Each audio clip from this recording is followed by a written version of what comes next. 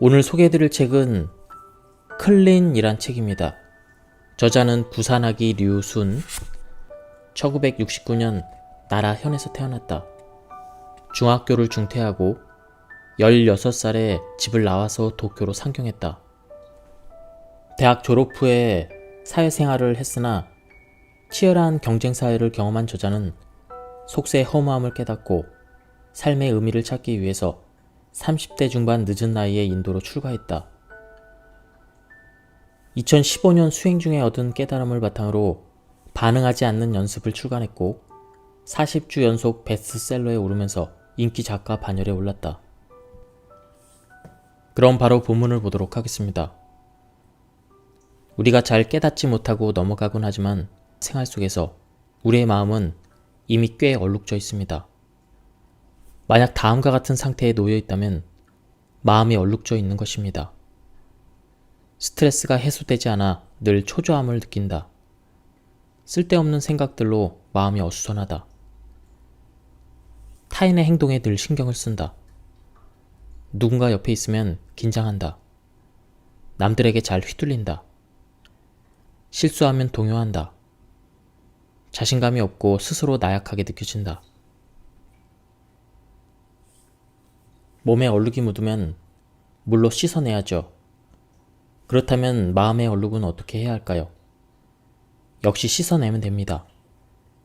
바로 마음을 씻는 기술로 말입니다. 마음을 씻는다는 표현이 약간 생소할 수도 있는데 불교 세계에서는 예로부터 생활의 기본으로서 중요하게 여겨온 개념 중 하나입니다. 마음을 울적하고 무겁게 하는 얼룩을 깨끗이 씻어내는 것. 하루하루가 상쾌해서 모든 일이 원하는 대로 흘러간다고 생각될 만큼 마음이 가벼워지는 것을 의미한다. 사람 누구나 생각대로 인생이 흘러가기를 바랍니다. 그러나 현실은 생각대로 풀리는 법이 없습니다. 가장 큰 이유는 무엇일까요? 바로 마음이 깨끗하지 않아서입니다. 이 말인즉슨 이제부터 이 하나하나에 대한 답을 찾아내서 마음을 깨끗하게 만드는 것, 그렇게 해서 생각대로 흘러가는 인생이 다가가는 것이야말로 우리의 과제라는 뜻입니다. 그 순서를 정리하면 다음과 같습니다. 1. 쓸데없는 마음의 움직임을 일단 멈춘다. 2. 이미 생겨나 있는 마음의 얼룩을 씻어낸다. 3. 씻어낸 마음 위에 올바른 사고를 올려둔다. 이 세 가지 순서를 밟는다면 깨끗한 마음으로 되돌릴 수 있습니다. 먼저 쓸데없는 마음의 움직임을 멈추는 방법부터 시작해 봅시다. 마음의 흔들림을 멈추지 못하는 이유는 자신의 마음을 제대로 보지 못하고 있기 때문입니다. 자기 안에서 어떤 일이 일어나고 있는지 이해하는 방법을 알지 못하기 때문입니다. 그렇게 멍청이 바깥을 바라보는 사이에 마음이 움직여서 마음의 얼룩을 만들어내고 맙니다. 이것들을 멈추려면 마음은 도대체 어떻게 움직이는지, 즉 어느 시점에 쓸데없는 마음이 생겨나고 그 마음이 어떤 과정을 거쳐 어떻게 이어지는지를 파악할 필요가 있습니다. 이렇게 할 수 있다면 쓸데없는 마음의 움직임, 나아가 마음의 얼룩을 쉽게 깨달을 수 있습니다. 깨달을 수 있다면 멈추는 것도 가능해집니다. 일찍이 인도의 현자 붓다는 사람의 마음을 불꽃에 비유했습니다. 모든 것은 불타고 있다. 마음을 보는 것에 반응해 불타고, 소리에 반응해 불타고, 냄새, 맛, 접하는 모든 것에 반응해서 불타고 있다. 탐욕과 분노와 망상이라는 불꽃을 내며 불타고 있다.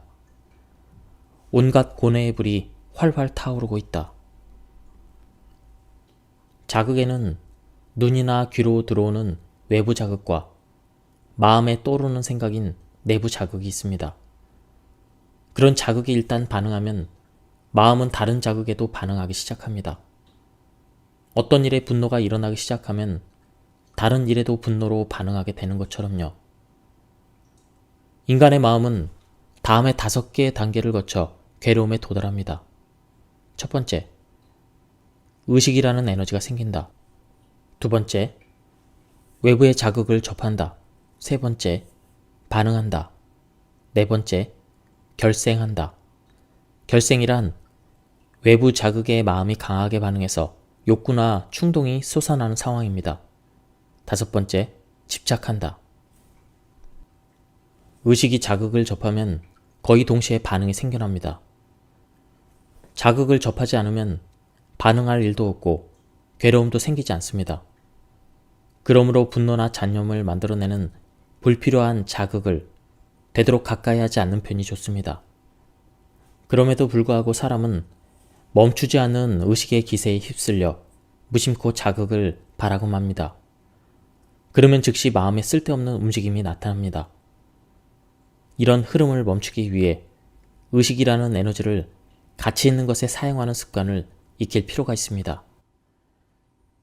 의식적으로 시작해서 집착에 이르는 마음의 움직임은 거의 한순간에 일어납니다.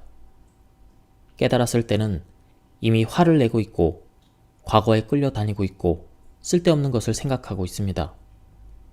이미 얼룩져버린 상태입니다.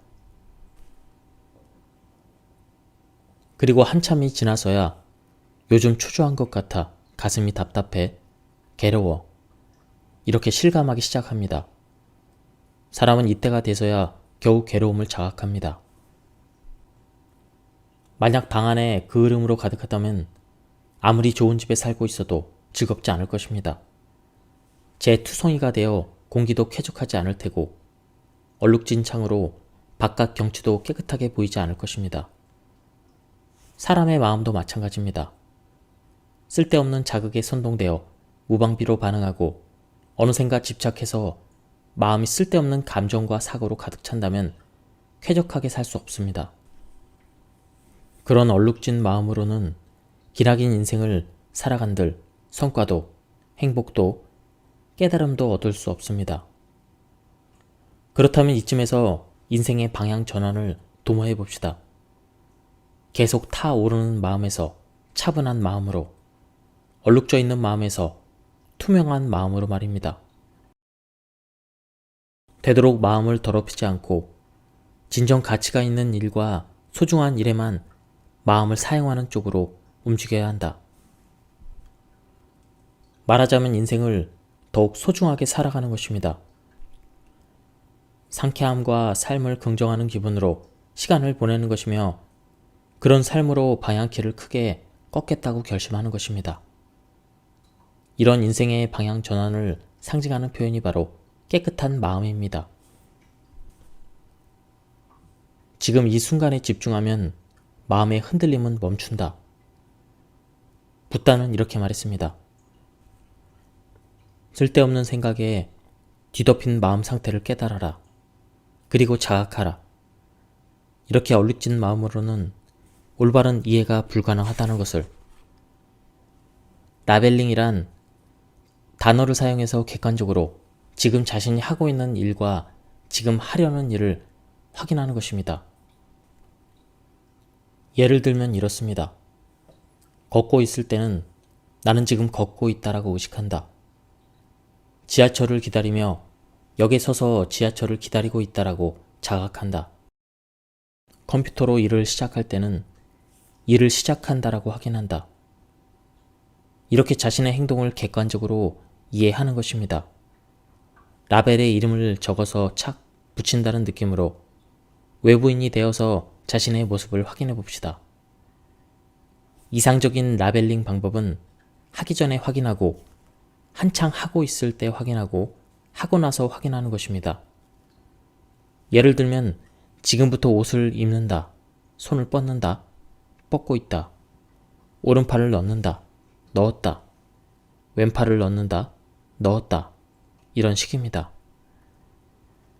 바깥을 걸을 때도 지금부터 걷는다 라고, 또한 걷고 있다, 오른발, 왼발, 오른발, 신호를 보고 멈춘다, 서 있다, 기다리고 있다, 이런 식으로 하는 것입니다.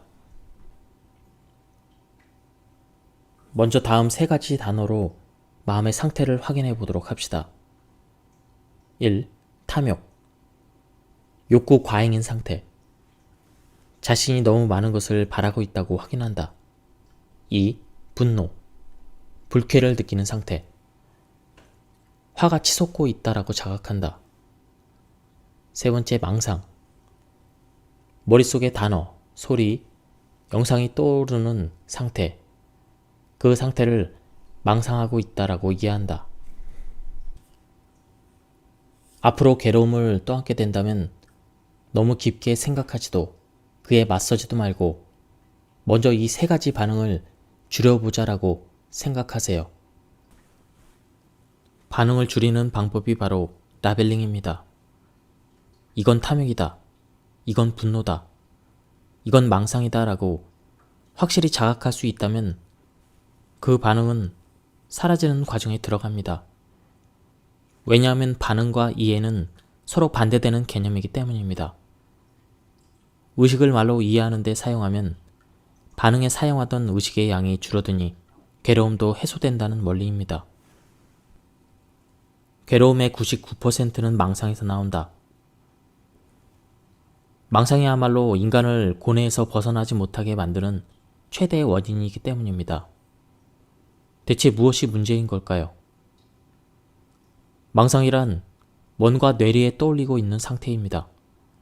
영상을 그려보는 것, 소리내어 말하는 것, 과거를 떠올리거나 미래를 상상하는 등 머릿속에 아른거리는 모든 생각이 망상에 해당됩니다. 업무나 공부로 머리를 쓰는 것도 망상이냐라고 묻는다면 반응의 종류로 따지면 그것 또한 망상에 해당된다고 할 수 있습니다. 다만 망상에는 무의미한 것과 유의미한 것이 있습니다. 후자를 불교에서는 올바른 사고라고 부릅니다. 목적에 맞게 생각하는 것을 뜻합니다. 우리가 씻어내야 될 대상은 목적으로 이어지지 않는 무의미한 망상입니다. 예를 들면 이렇습니다. 불쾌한 느낌을 주는 기억을 떠올린다. 앞날을 비관적으로 상상해서 두려워하고 불안해한다. 하지만 그런 망상이 마음을 괴롭히게 됩니다. 왜냐하면 티끌 같던 망상도 한없이 쌓이다 보면 태산이 되기 때문입니다. 망상이 마음을 점령하면 다른 생각을 할 수 없습니다. 망상 하나가 자극제가 되어 마음이 또 다른 망상이나 감정을 만들어내는 일도 비일비재합니다. 일상을 확 바꾸고 싶다면 망상에서 빠져나와야 합니다. 이런 망상을 씻어내는 방법은 다음 장에서 자세히 설명하겠습니다. 여기서는 일단 망상을 라벨링 해야 된다는 점을 기억해 두세요. 스스로 방금 망상에 빠졌구나. 현실에서 나는 전혀 다른 일을 하고 있으니 망상을 한 거구나 라고 자각해야 합니다. 그러고 나서는 사실 확인에 들어갑니다. 지금 나는 무엇을 하고 있지? 서 있다가 걷고 있다가 숨을 쉬고 있다. 일을 하고 있다. 이런 식으로 말입니다. 이렇게 단순한 방법으로 문제가 쉽게 해결될 수 있습니다. 망상 상태를 자각할 수 있으면 부정적인 믿음이나 잡념투성이었던 상태로부터 쏙 빠져나올 수 있게 됩니다. 망상이 줄면 그토록 굳어있던 고뇌도 녹아 사라질 가능성이 생깁니다. 무언가에 불만을 느낀다는 것은 그 자체로 탐욕입니다. 너무 많이 바라고 있는 것입니다. 여기서 매우 흥미로운 점은 탐욕이 망상에 의해서 만들어진다는 사실입니다. 과거라는 망상이 만들어내는 탐욕이 있습니다. 부모에게서 애정을 받지 못했던 과거가 있는 사람은 그 기억이 남아있어 나한테 애정을 더 줘라며 자기 주장을 하곤 합니다. 이것이 주위 사람에게는 고집이 세고 욕심 많고 여유가 없는 성격으로 비춰집니다. 이런 사람을 주위에서 멀리하는 이유는 본인도 자각하고 있지 못한 기억에 기반한 탐욕 때문입니다. 어떤 사람들은 늘 탐욕에 사로잡혀 있기에 자신이 충분히 가지지 못했다고 생각합니다. 그래서 늘 저기압 상태입니다. 그렇게 탐욕은 분노를 초래합니다. 그러나 확실히 말할 수 있는 한 가지는 탐욕에 사로잡히더라도 만족을 얻는 일은 한없이 적다는 사실입니다. 굳이 없어도 되는 것을 바라는 망상하는 상태는 마음의 병입니다. 그 사실을 깨닫고 마음을 다잡아 봅시다. 더욱 가치 있는 삶을 바라자고 다짐합시다. 어렵겠지만 그런 생각을 시작하는 것이 새로운 인생으로 나아가는 터닝 포인트입니다. 분노란 불쾌를 느끼는 마음 상태입니다. 분노만큼 우리에게 친숙한 감정도 없습니다. 먼저 분노는 불합리하다는 점을 실제로 느껴야 합니다. 불합리하다는 말은 나에게 전혀 도움이 되지 않고 가치가 없다는 의미입니다. 분노에 사로잡히면 일에 집중할 수 없습니다. 불교에서는 내가 옳다, 나는 가치 있는 훌륭한 사람이다 라는 생각을 만이라고 부릅니다. 인정 욕구가 만들어지는 자신을 지나치게 긍정하는 망상을 뜻합니다. 오만함, 거만함, 자존심, 허영심, 우월감, 차별의식, 방심, 우쭐함, 독선과 같은 것이 만에 해당됩니다. 결국 모든 것은 망상으로 귀결됩니다. 망상은 정말로 뿌리가 깊어 여러 방면에 걸쳐 있습니다. 망상을 바라니 현재 상황에 만족하지 못합니다. 타인에게 불만을 품고 초조해야 합니다. 자신의 가치에 신경을 쓰고 남과 비교합니다. 경쟁하고 이겨서 우쭐해지고 져서 비굴해집니다. 말하자면 망상이 마음을 더럽히는 최대의 범인인 것입니다. 그런데 만약 망상이 사라진다면 마음은 어떻게 될까요? 부족한 것은 아무것도 없습니다. 자신을 부정할 이유도 없습니다. 안달할 필요도 없습니다. 지금 할 수 있는 일에 최선을 다하면 됩니다. 상대방에게 화내기보다 상대방을 이해하고 어떻게 관계하면 좋을지 생각해 보게 됩니다. 망상이 사라지면 이렇게나 단순한 마음이 됩니다. 인생에서 그토록 뭔가를 바라지 않아도 되고 화낼 필요도 사실은 없습니다. 그토록 깊이 고민하며 고생할 필요도 없습니다. 더 나은 삶은 틀림없이 있습니다. 그건 분명 의심할 여지 없는 진실입니다. 마음의 이력을 되돌아보는 일은 마음속에서 계속되고 있던 반응을 객관적으로 이해하는 쪽으로 돌려서 그 반응으로부터 해방되는 과정입니다. 다음과 같이 과거로 거슬러 올라가 어떤 사건이 있었는지 살펴보고 그 당시 나의 반응을 객관적으로 이해해 보도록 합시다. 기억하고 있는 사건별로 객관적 사실을 적어 나간다. 그때 자신의 반응을 떠올린다. 내가 느낀 감정, 생각, 행동 등을 적는다. 어느 정도 떠올렸으면 당시 자신의 반응을 라벨링한다. 라벨링에 사용하는 단어는 단순할수록 좋다. 예를 들어 분노, 슬픔, 기대했다, 자책했다 이런 단어를 쓴다. 마음의 이력을 되돌아보는 과정을 거치면 거칠수록 나의 반응을 객관적으로 이해할 수 있게 됩니다. 이해할 수 있으면 그 반응으로부터 해방될 수 있습니다. 당시에는 반응했는데 이젠 다르다.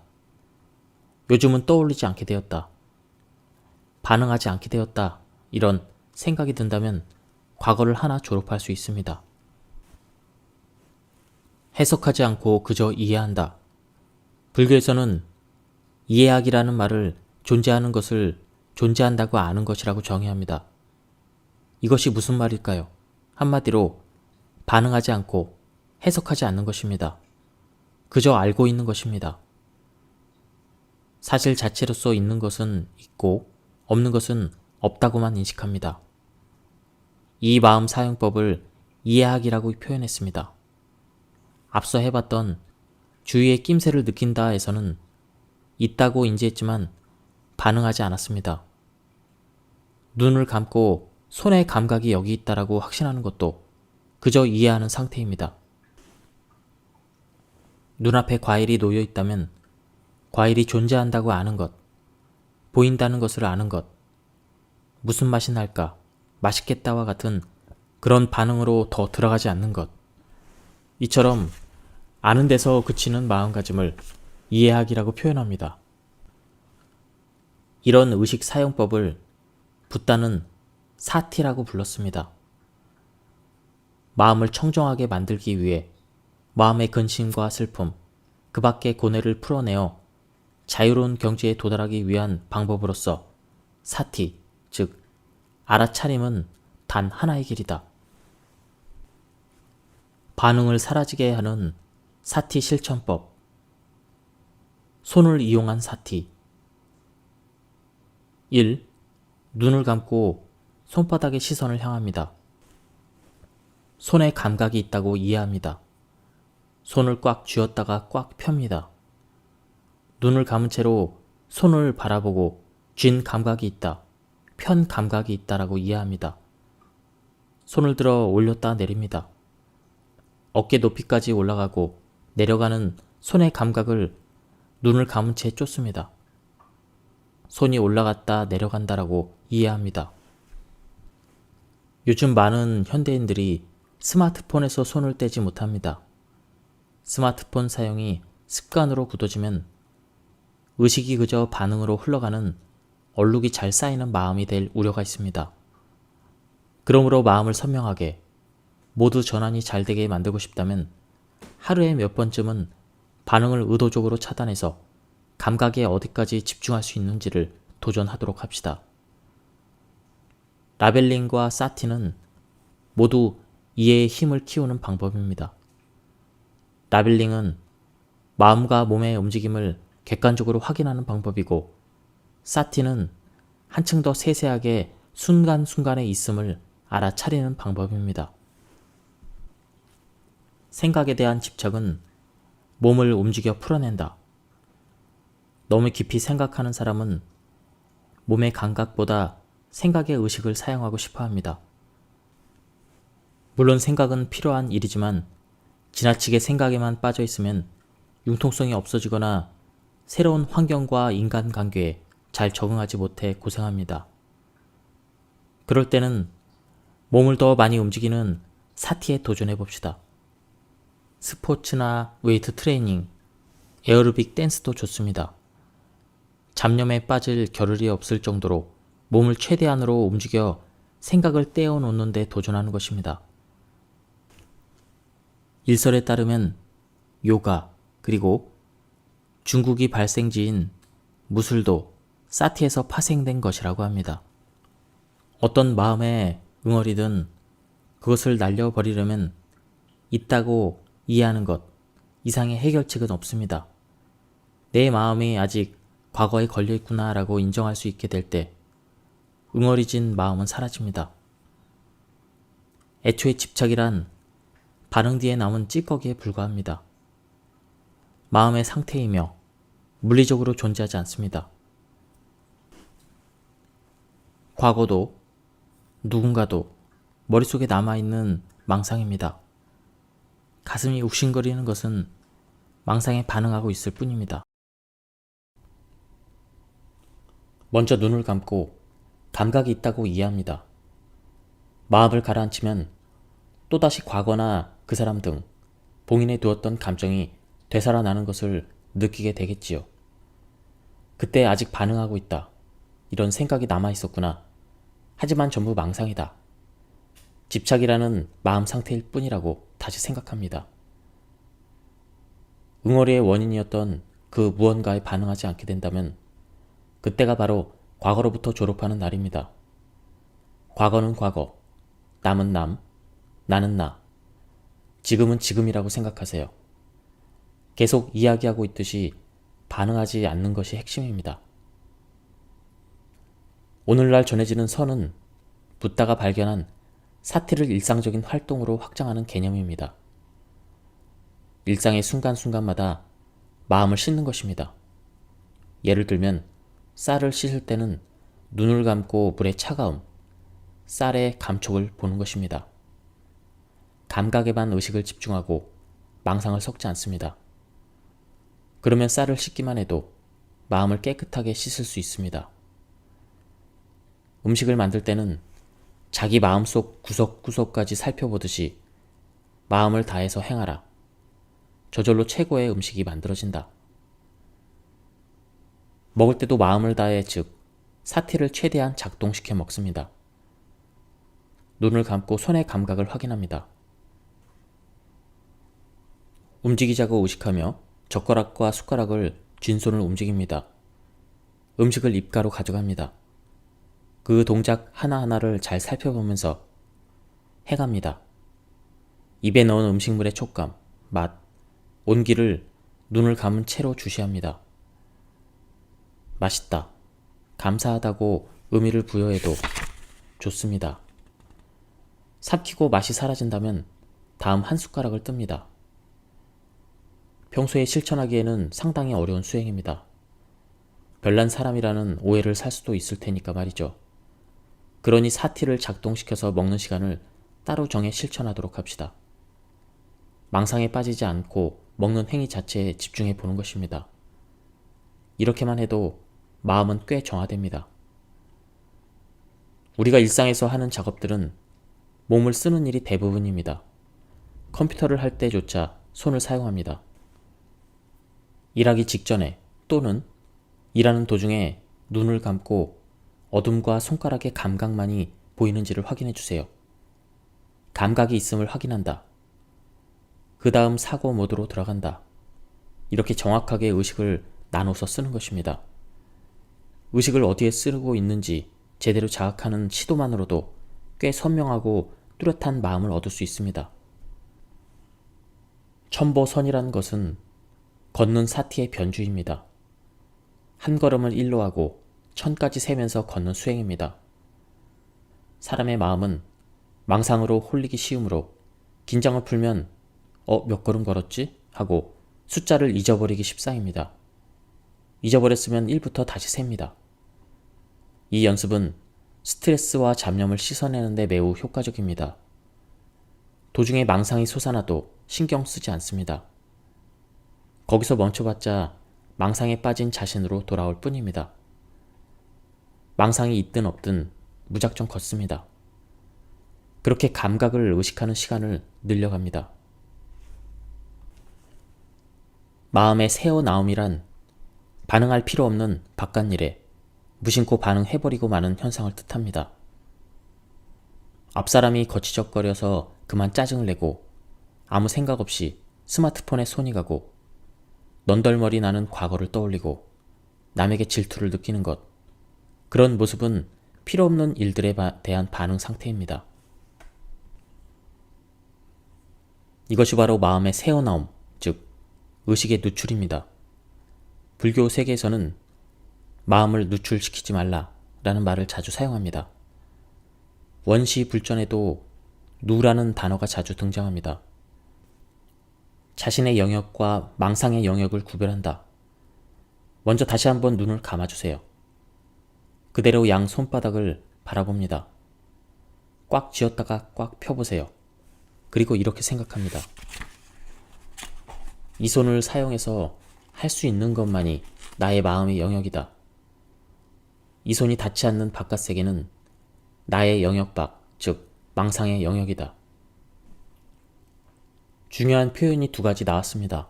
바로 마음 영역과 망상의 영역입니다. 마음 영역이란 실제로 손을 사용해서 할 수 있는 일의 범위를 말합니다. 이 손과 이 몸을 써서 움직일 수 있는 범위만이 자신의 영역입니다. 눈을 감고 전신의 감각을 느껴보세요. 그것이 바로 자신의 영역입니다.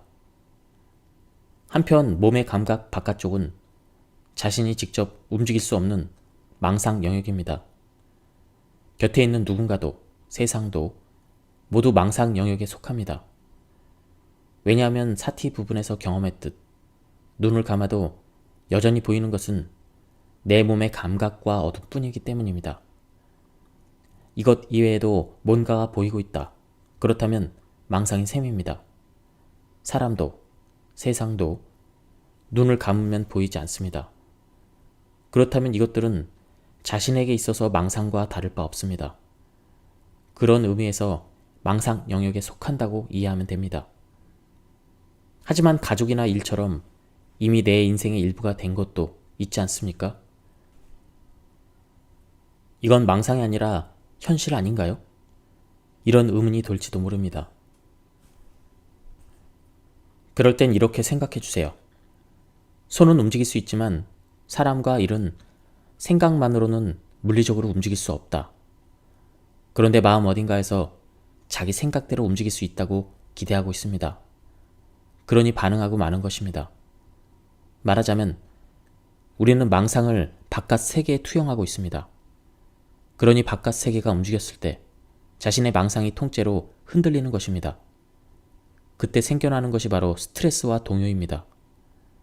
현실과 망상, 자신이 움직일 수 있는 범위와 움직일 수 없는 범위를 구별하지 못했기 때문에 일어나는 반응입니다. 그래서 양쪽을 따로 떼어놓고 자신의 영역을 확실히 정할 필요가 있습니다. 내가 움직일 수 있는 것은 이 손이 닿는 범위뿐, 그 밖에는 반응하지 않습니다. 마음을 누출시키지 않습니다. 이것이 바로 바깥 세계에 휘둘리지 않는 마음가짐의 기본입니다. 자신의 영역에 머물러 마음을 바깥에 누출시키지 않는 상태를 불교에서는 정신통일이라고 표현합니다. 몸의 안쪽을 구석구석까지 주시해 무엇이 있는지를 알면서도 망상 영역에 확실히 선을 긋고 바깥에 반응하지 않는 것, 그것이 바로 통일된 정신 상태입니다. 이번에는 사람들과의 관계에서 마음을 누출시키지 않는 법을 연습해 봅시다.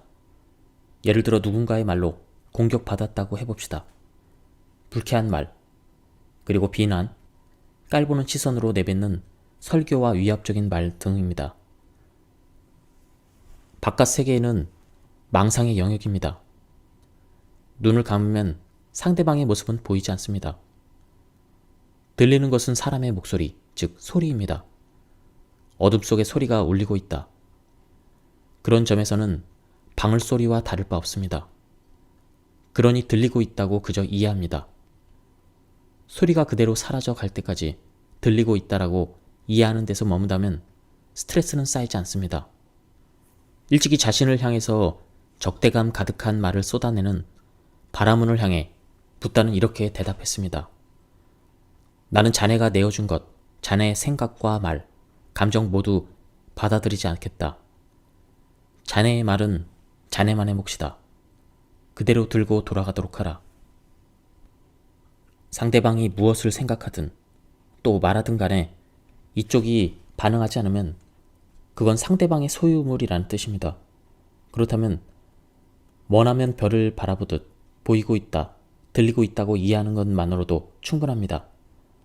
그렇지만 현실은 그렇지 않습니다. 현실은 너무나 허무하게 누출되고 마는 경우가 대부분입니다. 당신은 어리석다라는 말을 들으면 뭐? 내가 어리석다고? 아, 화가 나네? 이렇게 반응하고만 합니다. 이 순서로 보면 상대방에게 마음을 누출시키지 않는 대책으로 세 가지를 생각해 볼 수 있습니다. 첫째는 나의 영역과 바깥 영역에 확실한 선을 긋는 것입니다. 이는 의식을 자신의 영역 안에 머물게 함으로써 상대방을 향한 반응에 사용하지 않는 것입니다. 둘째는 들린다, 이해할 수 있다라는 마음만을 가지는 것입니다. 이에 앞서서 방울소리로 확언했듯 사티의 실천, 즉 있다고 이해하는 연습을 거듭함으로써 가능해집니다. 셋째는 반응으로 생겨난 감정과 기억을 빨리 씻어내는 것입니다. 이는 부득이하게 마음이 누출됐을 때 사후 대책입니다. 첫 번째 선 긋기를 실천하는 방법은 다음과 같습니다. 누군가와 마주할 때는 마음속에서 다음과 같이 훈련을 하도록 합시다. 1. 먼저 발바닥 감각에 의식을 집중한다. 2. 가슴 주변으로 의식의 흐름을 옮긴다. 가슴에서 울리는 고동을 확인한다. 긴장이나 분노, 두려움 등이 느껴지지 않는지 체크한다. 자신의 영역 안쪽을 보는 상태를 고수하기 위해 노력한다. 3. 그 상태를 유지하면서 나머지 의식을 눈앞의 상대방에게 돌린다. 들린다라는 말의 의미를 이해할 수 있다는 상태를 유지한다. 이른바 마음의 뒤쪽 반을 자신의 반응을 살피는 데 사용하면서 마음의 앞쪽 반은 상대방을 이해하는 데 사용하는 방법입니다. 바깥 세계와 선을 긋고 반응하지 않는다는 말은 상대방을 거부하거나 관심을 꺼버리겠다는 뜻이 아닙니다. 이는 휘둘리지 않기 위한 전제입니다. 자신의 영역에 머물고 마음을 쓸데없는 데 사용하지 않는 것, 자신을 확실히 지키는 것, 그런 다음 명확한 기준을 갖고 주체적으로 다른 사람과 관계에 나가는 것이 핵심입니다. 지금까지 이 책에 대한 리뷰를 모두 마쳤습니다. 이 책은 실전적인 부분이 많이 나와 있어서 굉장히 좋았습니다. 한번 들어보시고 일상생활에서 한번 실행해 보시기 바랍니다. 그리고 제가 요약 발췌해서 읽어드렸는데 전체적인 맥락을 파악하기 위해서는 한번 읽어보실 것을 추천드립니다. 여기서 리뷰를 마치도록 하겠습니다. 감사합니다. 오늘 소개해드릴 책은 클린이란 책입니다. 저자는 부산하기 류순, 1969년 나라현에서 태어났다. 중학교를 중퇴하고 16살에 집을 나와서 도쿄로 상경했다. 대학 졸업 후에 사회생활을 했으나 치열한 경쟁사회를 경험한 저자는 속세의 허무함을 깨닫고 삶의 의미를 찾기 위해서 30대 중반 늦은 나이에 인도로 출가했다.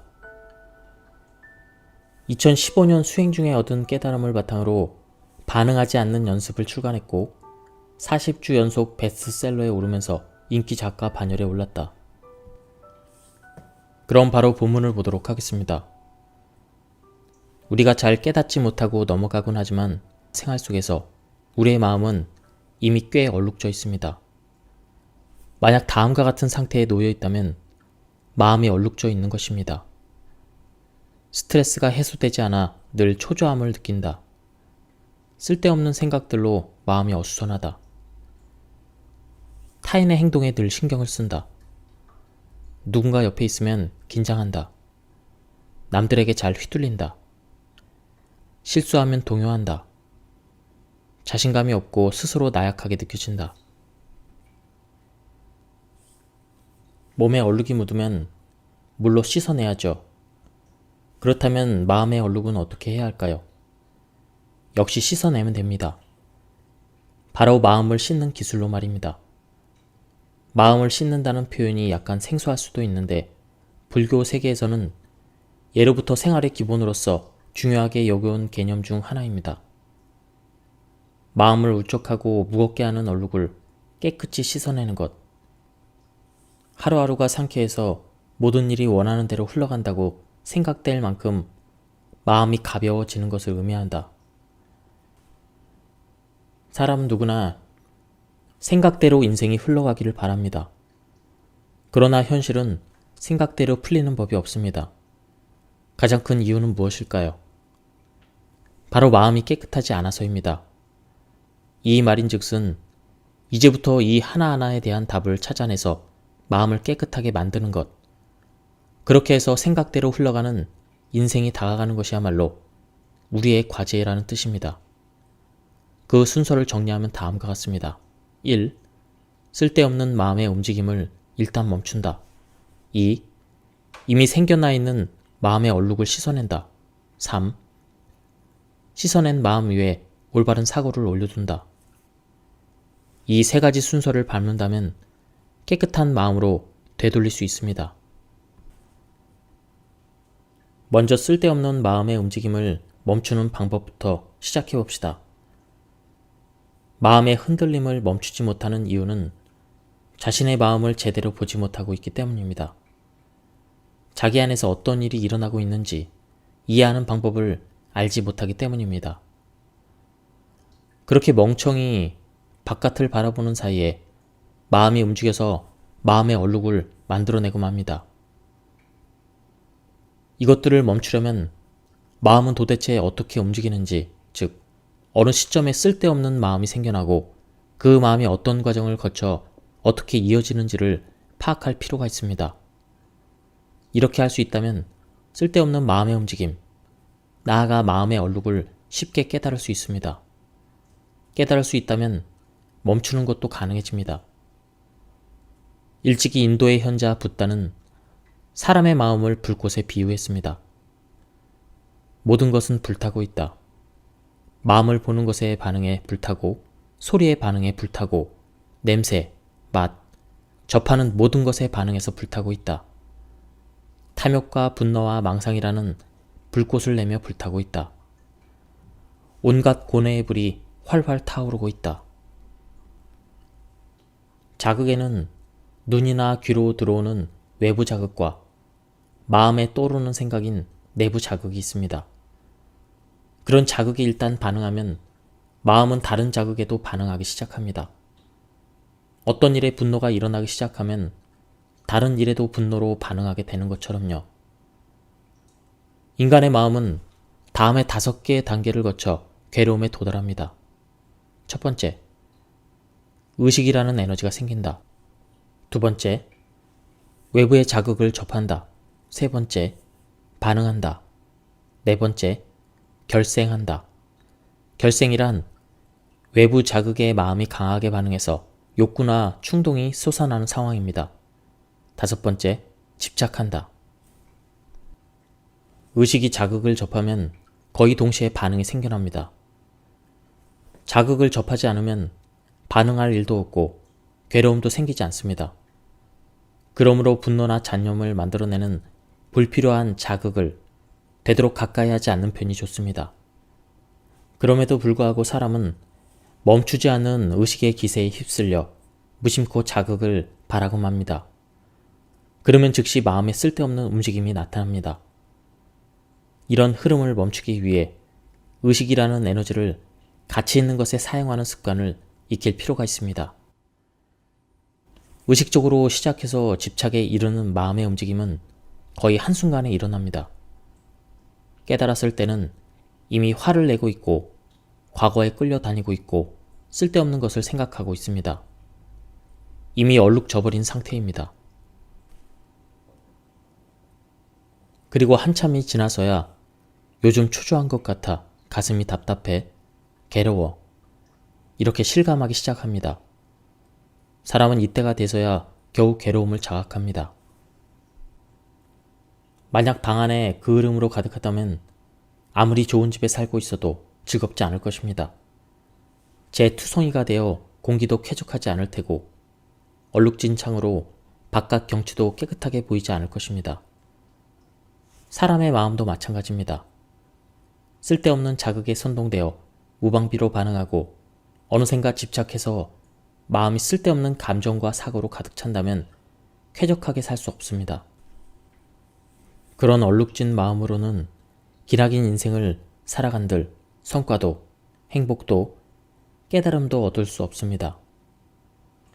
그렇다면 이쯤에서 인생의 방향 전환을 도모해 봅시다. 계속 타오르는 마음에서 차분한 마음으로, 얼룩져 있는 마음에서 투명한 마음으로 말입니다. 되도록 마음을 더럽히지 않고 진정 가치가 있는 일과 소중한 일에만 마음을 사용하는 쪽으로 움직여야 한다. 말하자면 인생을 더욱 소중하게 살아가는 것입니다. 상쾌함과 삶을 긍정하는 기분으로 시간을 보내는 것이며 그런 삶으로 방향키를 크게 꺾겠다고 결심하는 것입니다. 이런 인생의 방향 전환을 상징하는 표현이 바로 깨끗한 마음입니다. 지금 이 순간에 집중하면 마음의 흔들림은 멈춘다. 붓다는 이렇게 말했습니다. 쓸데없는 생각에 뒤덮인 마음 상태를 깨달아라. 그리고 자각하라. 이렇게 얼룩진 마음으로는 올바른 이해가 불가능하다는 것을. 라벨링이란 단어를 사용해서 객관적으로 지금 자신이 하고 있는 일과 지금 하려는 일을 확인하는 것입니다. 예를 들면 이렇습니다. 걷고 있을 때는 나는 지금 걷고 있다라고 의식한다. 지하철을 기다리며 역에 서서 지하철을 기다리고 있다라고 자각한다. 컴퓨터로 일을 시작할 때는 일을 시작한다라고 확인한다. 이렇게 자신의 행동을 객관적으로 이해하는 것입니다. 라벨에 이름을 적어서 착 붙인다는 느낌으로 외부인이 되어서 자신의 모습을 확인해 봅시다. 이상적인 라벨링 방법은 하기 전에 확인하고, 한창 하고 있을 때 확인하고, 하고 나서 확인하는 것입니다. 예를 들면 지금부터 옷을 입는다, 손을 뻗는다, 뻗고 있다, 오른팔을 넣는다, 넣었다, 왼팔을 넣는다, 넣었다, 이런 식입니다. 바깥을 걸을 때도 지금부터 걷는다 라고, 또한 걷고 있다, 오른발, 왼발, 오른발, 신호를 보고 멈춘다, 서 있다, 기다리고 있다, 이런 식으로 하는 것입니다. 먼저 다음 세 가지 단어로 마음의 상태를 확인해 보도록 합시다. 1. 탐욕. 욕구 과잉인 상태. 자신이 너무 많은 것을 바라고 있다고 확인한다. 2. 분노. 불쾌를 느끼는 상태. 화가 치솟고 있다라고 자각한다. 세 번째, 망상. 머릿속에 단어, 소리, 영상이 떠오르는 상태. 그 상태를 망상하고 있다라고 이해한다. 앞으로 괴로움을 떠안게 된다면 너무 깊게 생각하지도 그에 맞서지도 말고 먼저 이 세 가지 반응을 줄여보자라고 생각하세요. 반응을 줄이는 방법이 바로 라벨링입니다. 이건 탐욕이다. 이건 분노다. 이건 망상이다 라고 확실히 자각할 수 있다면 그 반응은 사라지는 과정에 들어갑니다. 왜냐하면 반응과 이해는 서로 반대되는 개념이기 때문입니다. 의식을 말로 이해하는 데 사용하면 반응에 사용하던 의식의 양이 줄어드니 괴로움도 해소된다는 원리입니다. 괴로움의 99%는 망상에서 나온다. 망상이야말로 인간을 고뇌에서 벗어나지 못하게 만드는 최대의 원인이기 때문입니다. 대체 무엇이 문제인 걸까요? 망상이란 뭔가 뇌리에 떠올리고 있는 상태입니다. 영상을 그려보는 것, 소리내어 말하는 것, 과거를 떠올리거나 미래를 상상하는 등 머릿속에 아른거리는 모든 생각이 망상에 해당됩니다. 업무나 공부로 머리를 쓰는 것도 망상이냐라고 묻는다면 반응의 종류로 따지면 그것 또한 망상에 해당된다고 할 수 있습니다. 다만 망상에는 무의미한 것과 유의미한 것이 있습니다. 후자를 불교에서는 올바른 사고라고 부릅니다. 목적에 맞게 생각하는 것을 뜻합니다. 우리가 씻어내야 될 대상은 목적으로 이어지지 않는 무의미한 망상입니다. 예를 들면 이렇습니다. 불쾌한 느낌을 주는 기억을 떠올린다. 앞날을 비관적으로 상상해서 두려워하고 불안해한다. 하지만 그런 망상이 마음을 괴롭히게 됩니다. 왜냐하면 티끌 같던 망상도 한없이 쌓이다 보면 태산이 되기 때문입니다. 망상이 마음을 점령하면 다른 생각을 할 수 없습니다. 망상 하나가 자극제가 되어 마음이 또 다른 망상이나 감정을 만들어내는 일도 비일비재합니다. 일상을 확 바꾸고 싶다면 망상에서 빠져나와야 합니다. 이런 망상을 씻어내는 방법은 다음 장에서 자세히 설명하겠습니다. 여기서는 일단 망상을 라벨링 해야 된다는 점을 기억해 두세요. 스스로 방금 망상에 빠졌구나. 현실에서 나는 전혀 다른 일을 하고 있으니 망상을 한 거구나 라고 자각해야 합니다. 그러고 나서는 사실 확인에 들어갑니다. 지금 나는 무엇을 하고 있지? 서 있다가 걷고 있다가 숨을 쉬고 있다. 일을 하고 있다. 이런 식으로 말입니다. 이렇게 단순한 방법으로 문제가 쉽게 해결될 수 있습니다. 망상 상태를 자각할 수 있으면 부정적인 믿음이나 잡념투성이었던 상태로부터 쏙 빠져나올 수 있게 됩니다. 망상이 줄면 그토록 굳어있던 고뇌도 녹아 사라질 가능성이 생깁니다. 무언가에 불만을 느낀다는 것은 그 자체로 탐욕입니다. 너무 많이 바라고 있는 것입니다. 여기서 매우 흥미로운 점은 탐욕이 망상에 의해서 만들어진다는 사실입니다. 과거라는 망상이 만들어내는 탐욕이 있습니다. 부모에게서 애정을 받지 못했던 과거가 있는 사람은 그 기억이 남아있어 나한테 애정을 더 줘라며 자기 주장을 하곤 합니다. 이것이 주위 사람에게는 고집이 세고 욕심 많고 여유가 없는 성격으로 비춰집니다.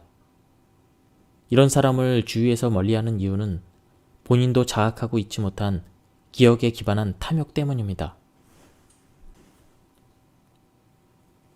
어떤 사람들은 늘 탐욕에 사로잡혀 있기에 자신이 충분히 가지지 못했다고 생각합니다.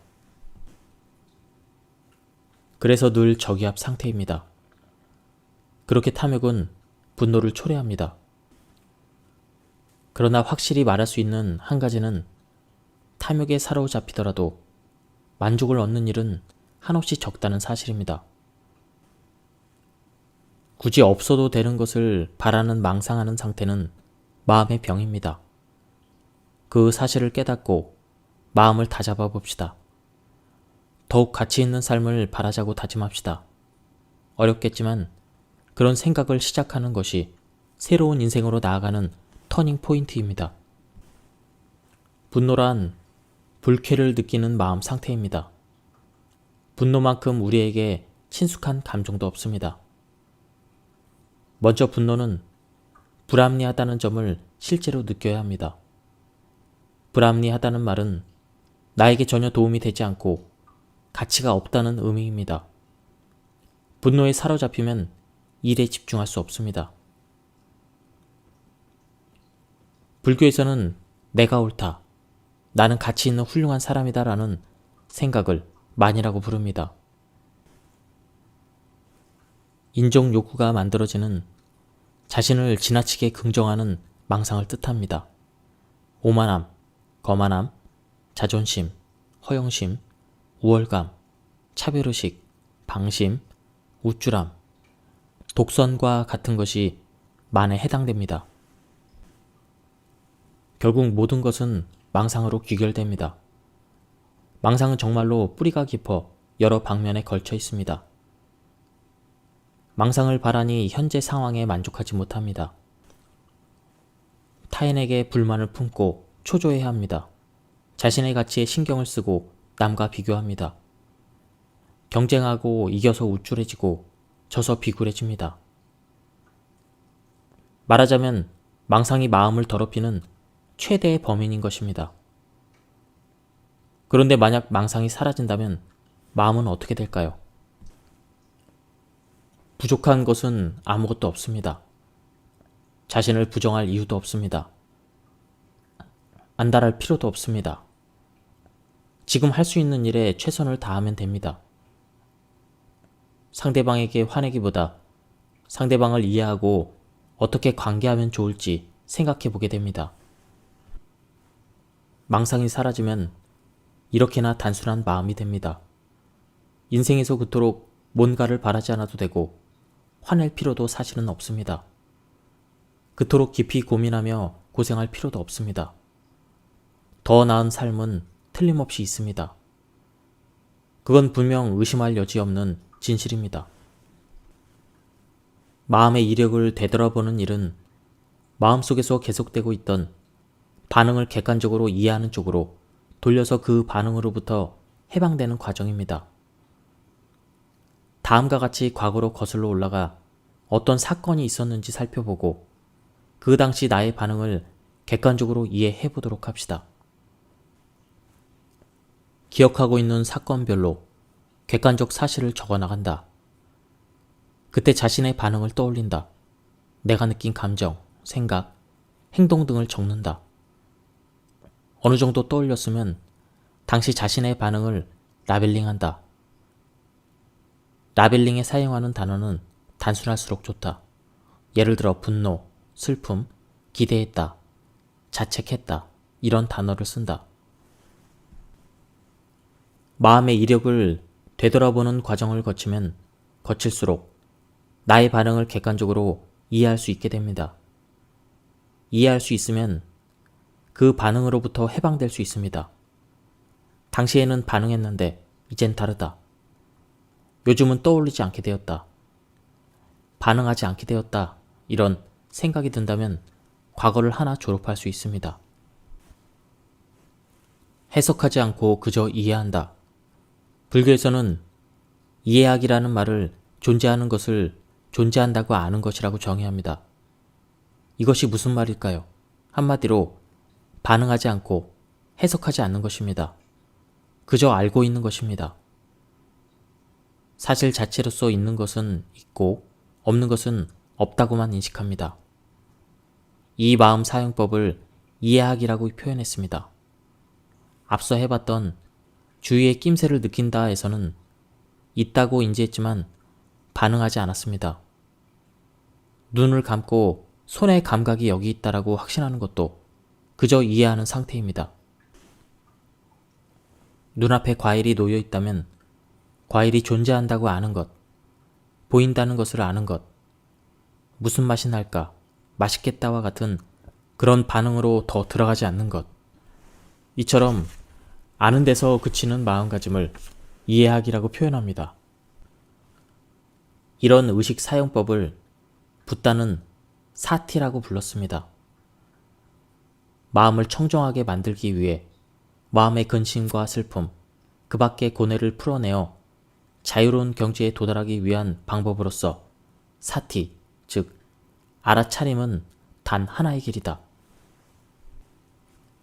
반응을 사라지게 하는 사티 실천법. 손을 이용한 사티. 1. 눈을 감고 손바닥의 시선을 향합니다. 손에 감각이 있다고 이해합니다. 손을 꽉 쥐었다가 꽉 펴니다. 눈을 감은 채로 손을 바라보고 쥔 감각이 있다, 편 감각이 있다라고 이해합니다. 손을 들어 올렸다 내립니다. 어깨 높이까지 올라가고 내려가는 손의 감각을 눈을 감은 채 쫓습니다.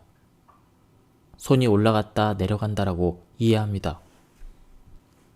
요즘 많은 현대인들이 스마트폰에서 손을 떼지 못합니다. 스마트폰 사용이 습관으로 굳어지면 의식이 그저 반응으로 흘러가는 얼룩이 잘 쌓이는 마음이 될 우려가 있습니다. 그러므로 마음을 선명하게 모두 전환이 잘 되게 만들고 싶다면 하루에 몇 번쯤은 반응을 의도적으로 차단해서 감각에 어디까지 집중할 수 있는지를 도전하도록 합시다. 라벨링과 사티는 모두 이해의 힘을 키우는 방법입니다. 라벨링은 마음과 몸의 움직임을 객관적으로 확인하는 방법이고, 사티는 한층 더 세세하게 순간순간의 있음을 알아차리는 방법입니다. 생각에 대한 집착은 몸을 움직여 풀어낸다. 너무 깊이 생각하는 사람은 몸의 감각보다 생각의 의식을 사용하고 싶어 합니다. 물론 생각은 필요한 일이지만 지나치게 생각에만 빠져 있으면 융통성이 없어지거나 새로운 환경과 인간관계에 잘 적응하지 못해 고생합니다. 그럴 때는 몸을 더 많이 움직이는 사티에 도전해 봅시다. 스포츠나 웨이트 트레이닝, 에어로빅 댄스도 좋습니다. 잡념에 빠질 겨를이 없을 정도로 몸을 최대한으로 움직여 생각을 떼어놓는 데 도전하는 것입니다. 일설에 따르면 요가 그리고 중국이 발생지인 무술도 사티에서 파생된 것이라고 합니다. 어떤 마음의 응어리든 그것을 날려버리려면 있다고 이해하는 것 이상의 해결책은 없습니다. 내 마음이 아직 과거에 걸려있구나 라고 인정할 수 있게 될 때 응어리진 마음은 사라집니다. 애초에 집착이란 반응 뒤에 남은 찌꺼기에 불과합니다. 마음의 상태이며 물리적으로 존재하지 않습니다. 과거도 누군가도 머릿속에 남아있는 망상입니다. 가슴이 욱신거리는 것은 망상에 반응하고 있을 뿐입니다. 먼저 눈을 감고 감각이 있다고 이해합니다. 마음을 가라앉히면 또다시 과거나 그 사람 등 봉인해 두었던 감정이 되살아나는 것을 느끼게 되겠지요. 그때 아직 반응하고 있다. 이런 생각이 남아있었구나. 하지만 전부 망상이다. 집착이라는 마음 상태일 뿐이라고 다시 생각합니다. 응어리의 원인이었던 그 무언가에 반응하지 않게 된다면 그때가 바로 과거로부터 졸업하는 날입니다. 과거는 과거, 남은 남, 나는 나, 지금은 지금이라고 생각하세요. 계속 이야기하고 있듯이 반응하지 않는 것이 핵심입니다. 오늘날 전해지는 선은 붓다가 발견한 사티를 일상적인 활동으로 확장하는 개념입니다. 일상의 순간순간마다 마음을 씻는 것입니다. 예를 들면 쌀을 씻을 때는 눈을 감고 물의 차가움, 쌀의 감촉을 보는 것입니다. 감각에만 의식을 집중하고 망상을 섞지 않습니다. 그러면 쌀을 씻기만 해도 마음을 깨끗하게 씻을 수 있습니다. 음식을 만들 때는 자기 마음속 구석구석까지 살펴보듯이 마음을 다해서 행하라. 저절로 최고의 음식이 만들어진다. 먹을 때도 마음을 다해 즉 사티를 최대한 작동시켜 먹습니다. 눈을 감고 손의 감각을 확인합니다. 움직이자고 의식하며 젓가락과 숟가락을 쥔손을 움직입니다. 음식을 입가로 가져갑니다. 그 동작 하나하나를 잘 살펴보면서 해갑니다. 입에 넣은 음식물의 촉감, 맛, 온기를 눈을 감은 채로 주시합니다. 맛있다, 감사하다고 의미를 부여해도 좋습니다. 삼키고 맛이 사라진다면 다음 한 숟가락을 뜹니다. 평소에 실천하기에는 상당히 어려운 수행입니다. 별난 사람이라는 오해를 살 수도 있을 테니까 말이죠. 그러니 사티를 작동시켜서 먹는 시간을 따로 정해 실천하도록 합시다. 망상에 빠지지 않고 먹는 행위 자체에 집중해 보는 것입니다. 이렇게만 해도 마음은 꽤 정화됩니다. 우리가 일상에서 하는 작업들은 몸을 쓰는 일이 대부분입니다. 컴퓨터를 할 때조차 손을 사용합니다. 일하기 직전에 또는 일하는 도중에 눈을 감고 어둠과 손가락의 감각만이 보이는지를 확인해 주세요. 감각이 있음을 확인한다. 그 다음 사고 모드로 들어간다. 이렇게 정확하게 의식을 나눠서 쓰는 것입니다. 의식을 어디에 쓰고 있는지 제대로 자각하는 시도만으로도 꽤 선명하고 뚜렷한 마음을 얻을 수 있습니다. 첨보선이라는 것은 걷는 사티의 변주입니다. 한 걸음을 일로 하고 1000까지 세면서 걷는 수행입니다. 사람의 마음은 망상으로 홀리기 쉬우므로 긴장을 풀면 몇 걸음 걸었지? 하고 숫자를 잊어버리기 십상입니다. 잊어버렸으면 1부터 다시 셉니다. 이 연습은 스트레스와 잡념을 씻어내는 데 매우 효과적입니다. 도중에 망상이 솟아나도 신경 쓰지 않습니다. 거기서 멈춰봤자 망상에 빠진 자신으로 돌아올 뿐입니다. 망상이 있든 없든 무작정 걷습니다. 그렇게 감각을 의식하는 시간을 늘려갑니다. 마음의 새어나옴이란 반응할 필요 없는 바깥일에 무심코 반응해버리고 마는 현상을 뜻합니다. 앞사람이 거치적거려서 그만 짜증을 내고 아무 생각 없이 스마트폰에 손이 가고 넌덜머리 나는 과거를 떠올리고 남에게 질투를 느끼는 것, 그런 모습은 필요 없는 일들에 대한 반응 상태입니다. 이것이 바로 마음의 새어나옴, 즉 의식의 누출입니다. 불교 세계에서는 마음을 누출시키지 말라 라는 말을 자주 사용합니다. 원시불전에도 누라는 단어가 자주 등장합니다. 자신의 영역과 망상의 영역을 구별한다. 먼저 다시 한번 눈을 감아주세요. 그대로 양 손바닥을 바라봅니다. 꽉 쥐었다가 꽉 펴보세요. 그리고 이렇게 생각합니다. 이 손을 사용해서 할 수 있는 것만이 나의 마음의 영역이다. 이 손이 닿지 않는 바깥 세계는 나의 영역 밖, 즉 망상의 영역이다. 중요한 표현이 두 가지 나왔습니다. 바로 마음 영역과 망상의 영역입니다. 마음 영역이란 실제로 손을 사용해서 할 수 있는 일의 범위를 말합니다. 이 손과 이 몸을 써서 움직일 수 있는 범위만이 자신의 영역입니다. 눈을 감고 전신의 감각을 느껴보세요. 그것이 바로 자신의 영역입니다. 한편 몸의 감각 바깥쪽은 자신이 직접 움직일 수 없는 망상 영역입니다. 곁에 있는 누군가도 세상도 모두 망상 영역에 속합니다. 왜냐하면 사티 부분에서 경험했듯 눈을 감아도 여전히 보이는 것은 내 몸의 감각과 어둠뿐이기 때문입니다. 이것 이외에도 뭔가가 보이고 있다. 그렇다면 망상인 셈입니다. 사람도 세상도 눈을 감으면 보이지 않습니다. 그렇다면 이것들은 자신에게 있어서 망상과 다를 바 없습니다. 그런 의미에서 망상 영역에 속한다고 이해하면 됩니다.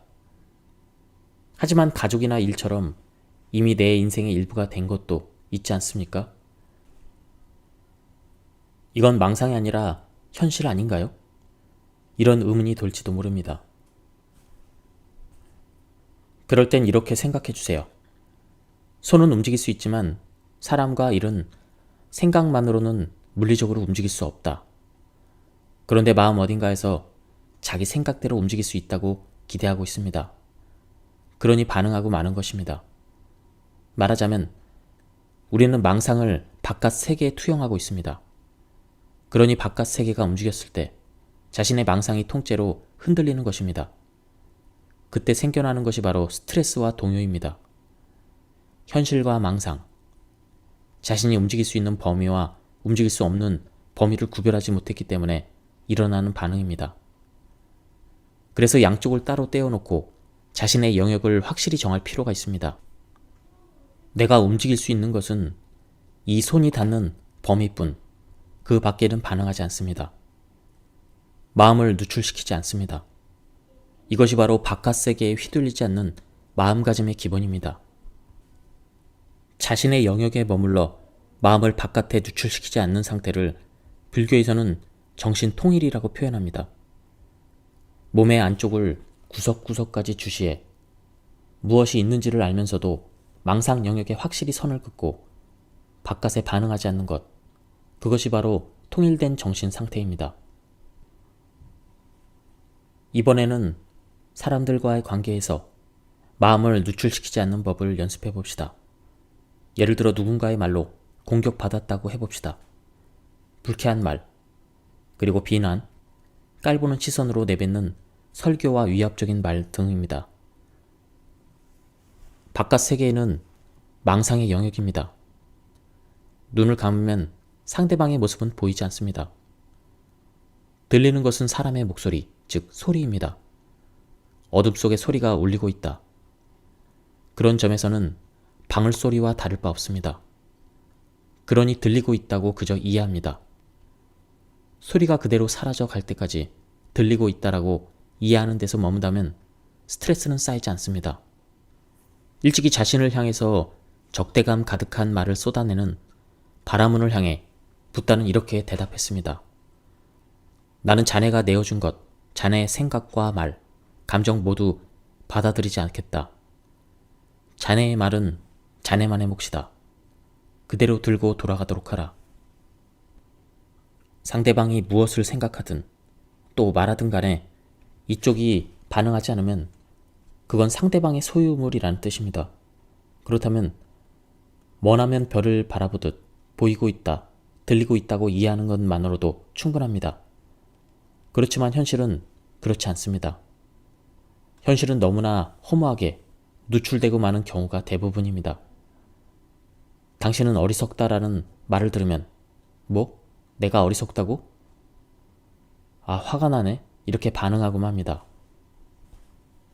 이 순서로 보면 상대방에게 마음을 누출시키지 않는 대책으로 세 가지를 생각해 볼 수 있습니다. 첫째는 나의 영역과 바깥 영역에 확실한 선을 긋는 것입니다. 이런 의식을 자신의 영역 안에 머물게 함으로써 상대방을 향한 반응에 사용하지 않는 것입니다. 둘째는 들린다, 이해할 수 있다라는 마음만을 가지는 것입니다. 이에 앞서서 방울소리로 확언했듯 사티의 실천, 즉 있다고 이해하는 연습을 거듭함으로써 가능해집니다. 셋째는 반응으로 생겨난 감정과 기억을 빨리 씻어내는 것입니다. 이는 부득이하게 마음이 누출됐을 때 사후 대책입니다. 첫 번째 선 긋기를 실천하는 방법은 다음과 같습니다. 누군가와 마주할 때는 마음속에서 다음과 같이 훈련을 하도록 합시다. 1. 먼저 발바닥 감각의 의식을 집중한다. 2. 가슴 주변으로 의식의 흐름을 옮긴다. 가슴에서 울리는 고동을 확인한다. 긴장이나 분노, 두려움 등이 느껴지지 않는지 체크한다. 자신의 영역 안쪽을 보는 상태를 고수하기 위해 노력한다. 3. 그 상태를 유지하면서 나머지 의식을 눈앞의 상대방에게 돌린다. 들린다라는 말의 의미를 이해할 수 있다는 상태를 유지한다. 이른바 마음의 뒤쪽 반을 자신의 반응을 살피는 데 사용하면서 마음의 앞쪽 반은 상대방을 이해하는 데 사용하는 방법입니다. 바깥 세계와 선을 긋고 반응하지 않는다는 말은 상대방을 거부하거나 관심을 꺼버리겠다는 뜻이 아닙니다. 이는 휘둘리지 않기 위한 전제입니다. 자신의 영역에 머물고 마음을 쓸데없는 데 사용하지 않는 것, 자신을 확실히 지키는 것, 그런 다음 명확한 기준을 갖고 주체적으로 다른 사람과 관계에 나가는 것이 핵심입니다. 지금까지 이 책에 대한 리뷰를 모두 마쳤습니다. 이 책은 실전적인 부분이 많이 나와 있어서 굉장히 좋았습니다. 한번 들어보시고 일상생활에서 한번 실행해 보시기 바랍니다. 그리고 제가 요약 발췌해서 읽어드렸는데 전체적인 맥락을 파악하기 위해서는 한번 읽어보실 것을 추천드립니다. 여기서 리뷰를 마치도록 하겠습니다. 감사합니다.